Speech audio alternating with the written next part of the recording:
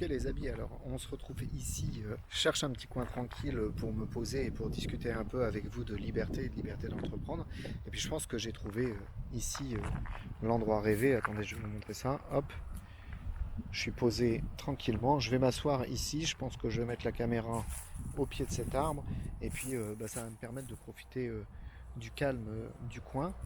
On est sur un petit coin sympa en bord de Vienne. Et puis ça va permettre de se poser tranquillement pour vous parler de liberté. Alors hop, on est revenu en suivi. Voilà, c'est sympa. Euh, il y a peu de passages, aujourd'hui, donc c'est assez cool. Il y a des gens qui étaient là tout à l'heure, mais bon, ça ne pose pas de problème. Euh, bon, vous voyez, on est au bord de l'eau. Voilà, tac, on est là-bas. Vous voyez, c'est vraiment sympa comme coin. On est tout au bord de l'eau. Et puis, on profite du grand air, on profite d'un coin que j'aime beaucoup, et puis de la tranquillité aussi, bien que je ne sais pas ce qui se passe, mais en ce moment, il y a pas mal d'avions, il y a pas mal de voitures. Bon, les voitures, c'est un petit peu normal, par contre, des avions, des hélicos, c'est un petit peu plus rare. Donc, si vous en entendez dans la vidéo, mes excuses, j'essaierai de faire en sorte que le son soit correct au montage. Et puis, écoutez, on va se poser ici, je pense qu'on va être sympa. Donc ça fait aussi partie de la vie d'un créateur de contenu, par exemple, hein, si vous voulez être créateur de contenu sur internet, sur YouTube ou peu importe. Voilà, avant de tourner des belles vidéos, avant de faire des choses un petit peu sympas, faut trouver le coin, faut bouger un petit peu, faut explorer. Et donc du coup, encore une fois, on n'est pas bloqué derrière notre écran en permanence et on bouge, hein, on va faire des choses. C'est une part de liberté, mais ça fait partie du boulot. À savoir que quand vous êtes créateur de contenu, si vous ne déléguez pas, vous êtes aussi bien acteur que réalisateur. Alors acteur entre guillemets évidemment, mais vous êtes aussi bien acteur que réalisateur, que monteur, que graphiste. Moi, je vais aller me poser, on va discuter tranquillement de liberté. Et puis, après, moi, je pense que je vais rentrer parce que dans pas très très longtemps, il va y avoir le live brainstorming avec les élèves du bêta test pour discuter un petit peu tous ensemble. Et puis, voilà quoi. Donc, il faut que je sois à l'heure pour le Zoom collectif.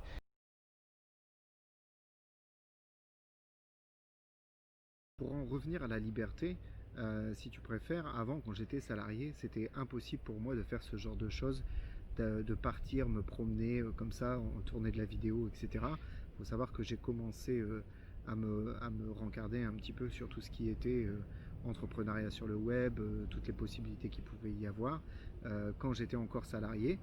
Et puis quand j'ai vu qu'il y avait une vraie possibilité de vivre de sa passion, de vivre de la création de contenu, ou en tout cas de vivre en aidant des gens à réaliser leurs projets, je me suis dit ok, c'est pour moi, je m'en vais.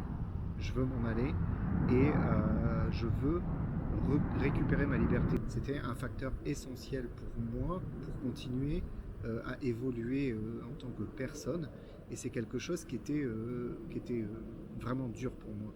C'est-à-dire que dans la société où je travaillais, j'ai fait un burn-out de 4 mois, ça s'était vraiment très très mal passé. J'y suis retourné par la suite et on a mis des choses en place et on a fait des choses dans cette entreprise qui ont permis en fait de changer ça. Mais malgré tout, j'avais fait le tour. J'avais fait le tour, ça faisait 6 ans que je travaillais dans cette entreprise-là, 6-7 ans, et j'étais arrivé à un point où ça ne m'intéressait plus, c'était plus ce que je voulais faire. Moi, ce que je voulais, c'était travailler avec des gens en direct pour les aider à accomplir certaines choses. Ma motivation première, ça a toujours été d'aider des gens dans la vie. J'ai eu une entreprise quand j'avais 23 ans et c'était déjà pour aider des gens. Euh, et euh, donc du coup, c'est vraiment quelque chose qui a toujours été en moi, le fait de vouloir aider des gens à réaliser leurs projets, à accomplir leurs objectifs.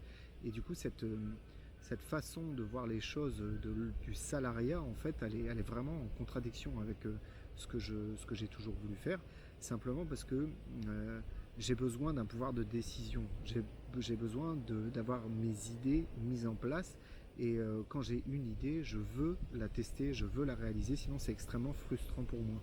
Tu es peut-être aussi toi dans cette situation-là, peut-être que c'est quelque chose qui te travaille à l'intérieur de toi.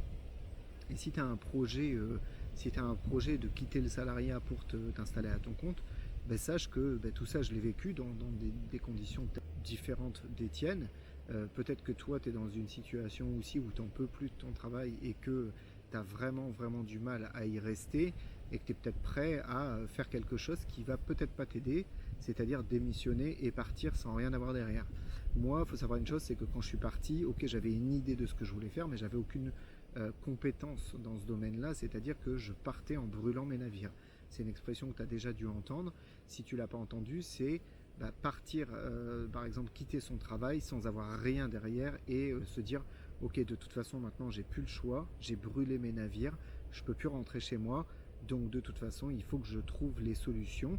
Et c'est une façon, en fait, de faire en sorte d'avoir toujours la motivation et toujours l'énergie, et de mettre toujours l'implication nécessaire dans un projet, que de brûler ses navires, parce que tu n'as pas le choix, en fait, tu te donnes pas le choix de réussir. Donc ça, c'est une méthode qui existe, que je conseille pas nécessairement, simplement parce que c'est très stressant en fait, hein. C'est des situations où tu te mets vraiment à l'extrême et où tu te dis ok, j'ai pas le choix de réussir, donc il va vraiment falloir que je fasse tout.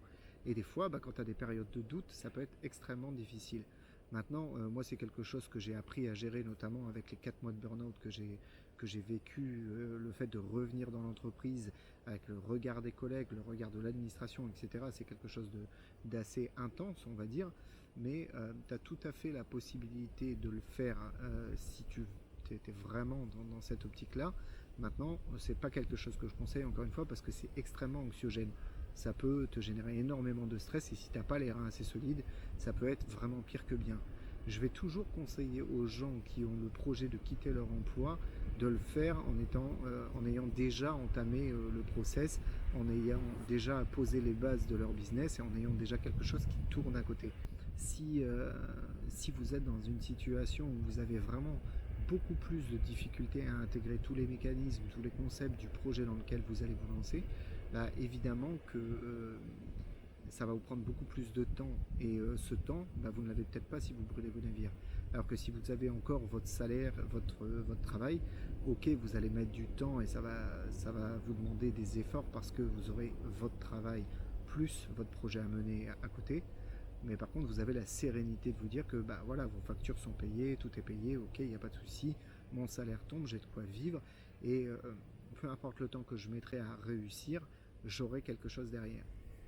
Maintenant, il y a aussi des gens qui sont dans une situation où leur entreprise ne va plus très très bien et elles se disent ok, il faut que je trouve une solution de secours. Je veux dire que c'est un hybride entre brûler ses navires et entre garder son poste et partir quand on a déjà quelque chose. Mais disons que c'est être proactif, c'est se dire ok, je vais me prévoir une sortie de secours au cas où ça se casse la gueule. Et dans ces cas-là, c'est une très très bonne option que d'être accompagné. Parce que ça peut vous permettre à vous d'aller beaucoup plus vite et de gagner du temps et donc du coup de gagner en sécurité. Maintenant, la liberté qu'on obtient en faisant ça, elle est mitigée par une chose, c'est que quand on est entrepreneur, si vous voulez, on doit nous-mêmes s'organiser, s'imposer une certaine voie à suivre, un certain planning, des obligations. Et là, il n'y a personne pour vous dire quoi faire. Si vous vous sentez très très mal à l'aise avec le fait de diriger, d'organiser, etc., ça va vous prendre beaucoup d'apprentissage, d'efforts personnels pour vous imposer un certain rythme. Si vous voulez être créateur de contenu, vous allez devoir avoir un calendrier de publication. Si vous voulez être blogueur, vous allez aussi devoir vous créer un calendrier de publication. Je veux dire, peu importe le domaine dans lequel vous êtes, vous allez devoir vous tenir à un certain rythme et à une certaine implication. Une personne salariée, elle est capable de s'imposer un rythme pour se lever tous les matins à telle heure, parce que peut-être qu'elle va avoir des transports, les enfants à gérer, etc., pour être à l'heure à son boulot, parce que vous avez des horaires bien déterminés dans la majorité des cas. Donc vous devez être à un endroit, à un moment, et vous n'avez pas le droit à l'erreur, parce que sinon derrière, votre patron il va dire ok, je te paye de telle heure à telle heure, tu dois être là à l'heure. D'accord ? Donc vous devez vous imposer un certain rythme, une organisation de manière à être présent à votre travail. Maintenant, quand vous êtes entrepreneur, vous n'avez plus cette contrainte et c'est à vous de faire en sorte que tous les jours, vous entrepreniez les actions qui vont être propices au développement de votre activité, qui vont générer de l'argent potentiellement, ou des contacts, ou des clients. Vous allez devoir prospecter, vous allez devoir créer du contenu. Et quand vous êtes entrepreneur sur Internet, vous avez tout ça à gérer, alors que quand vous êtes salarié, vous allez devoir juste gérer le fait d'aller au travail, et à partir de là, on va vous dire, voilà, tu fais ça, tu fais ça, tu fais ça, tu fais ça. Donc vous vous imposez un rythme, mais en tant qu'entrepreneur, c'est vous qui allez décider des missions que vous allez accomplir chaque jour. Et là, c'est une certaine liberté décisionnelle, parce que justement, c'est vous le vrai décideur dans l'entreprise. C'est vous qui prenez en main des projets, c'est vous qui dirigez les actions à mener pour que ce projet aboutisse et réussisse, et c'est vous aussi qui allez devoir entreprendre les corrections. Par exemple, si vous entreprenez une action qui ne fonctionne pas, vous allez devoir analyser l'échec, pourquoi cette action n'a pas fonctionné, et en tirer des leçons pour faire mieux. Alors que dans une entreprise, si vous faites mal quelque chose, généralement on va venir vous dire attention, c'est pas comme ça qu'on fait. Ou alors attention, c'est pas comme ça qu'on veut que tu fasses, on veut que tu fasses comme ça. Il y a des process qui sont mis en place et on va venir vous les imposer. Quand vous êtes entrepreneur, on ne vous impose rien, mais vous allez devoir découvrir quels sont les meilleurs process pour vous. Donc tout ça, c'est des choses à prendre en compte quand on se lance en entrepreneuriat, en tout cas qu'il faut apprendre. Et si vous ne les connaissez pas, il faut faire en sorte de trouver ces informations-là, de au moins rencontrer des gens qui sont dans cette situation-là, de manière à comprendre un peu les mécanismes qui opèrent quand on est entrepreneur. Donc encore une fois, si vous avez besoin de ce genre de soutien, de support, si vous avez besoin d'un accompagnement, moi je suis en train de créer un programme à l'heure actuelle qui est un hybride entre la formation et l'accompagnement, et qui permet de rendre l'accompagnement accessible aux gens qui n'ont pas forcément les moyens de mettre 1500 ou 3000 euros dans un accompagnement sur 2 mois, 3 mois.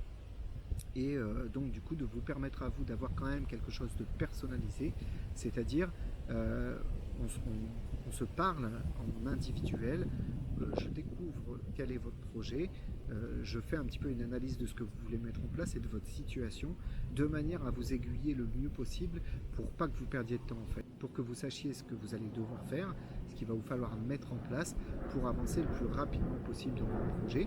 Et puis il y a les lives de groupe où vous pouvez poser des questions. Si vous rencontrez une difficulté dans votre business, moi je serai là pour vous dire ok, attention, moi je l'ai déjà vécu, ça tu peux faire comme ça ou comme ça pour passer outre, et donc continuer à avancer dans votre business. Et si ça c'est quelque chose qui peut vous intéresser, sachez que en dessous de cette vidéo vous avez un lien qui vous permet de rentrer votre adresse email, et à partir de là, quand le programme sort, quand l'accompagnement est prêt, parce que là on est en phase de bêta test avec quelques élèves pour voir un petit peu les meilleures conditions, le meilleur format et le meilleur contenu à apporter dans cet accompagnement et dans cette formation. À partir du moment où le bêta-test sera terminé, qu'on sera en phase de lancement, là vous serez averti par email de la disponibilité de l'accès au programme, sachant que les places seront limitées, puisque je ne peux pas accompagner 2000 personnes en même temps, hein, vous vous doutez bien qu'il y a une limite à ça. Mais sachez que c'est quelque chose qui va être extrêmement abordable, parce que ma démarche à moi dans ce domaine-là, c'est de vous permettre d'accéder à un accompagnement alors que vous débutez. Souvent quand on débute, on n'a pas l'argent à mettre pour lancer un accompagnement à 1500, 2000, 3000, peut-être même 5000 euros. Et donc là, vous avez la possibilité d'accéder à ça à moindre prix, de manière à ce que vous soyez en mesure de démarrer sereinement et de ne pas être tout seul derrière votre écran à gratter, comme j'ai pu le faire pendant très très longs mois. Faut savoir que ça fait 2 ans que je suis installé dans le business en ligne. Donc moi j'ai cette sérénité de pouvoir faire ce que j'aime vraiment, de me dédier complètement à l'accompagnement. Et c'est ce que je veux faire avec vous dans votre business. Moi ce que je veux, c'est vous apporter les solutions à vos blocages, vous permettre d'avoir du coaching individuel, peut-être en moins grande quantité que dans un accompagnement, je vais dire standard, beaucoup plus cher, mais d'avoir aussi les coachings de groupe, le cerveau collectif qui est en ébullition en permanence, de manière à apporter des réponses à vos questions le plus possible, et toutes les bases de connaissances qu'il va vous falloir si vous lancez votre business en ligne.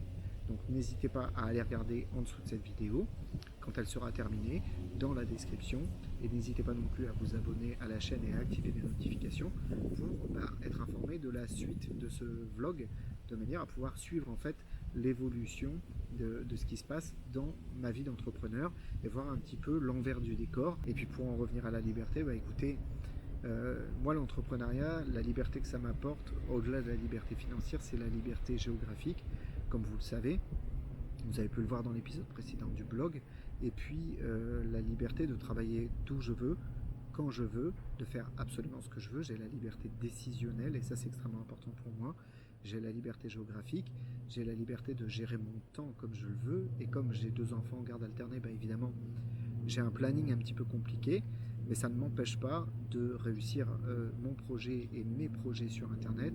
Et ça ne m'empêche pas d'avoir une vie que j'aime beaucoup et de passer du temps avec les gens que j'aime. Cette semaine, je suis descendu ici pour voir ma chérie, mais également parce que mon frère habite dans la région, mon meilleur ami habite dans la région, mes parents habitent dans la région, donc du coup, je vais pouvoir aller leur rendre visite, passer du temps avec eux. Et si j'étais salarié, il m'aurait fallu poser des congés, demander la permission, alors que là, je peux vraiment le faire absolument quand je veux. C'était Max, je vous remercie d'avoir suivi ce jour 2 de ma vie d'entrepreneur. Rendez-vous dans le prochain épisode pour la suite des événements. Allez, ciao!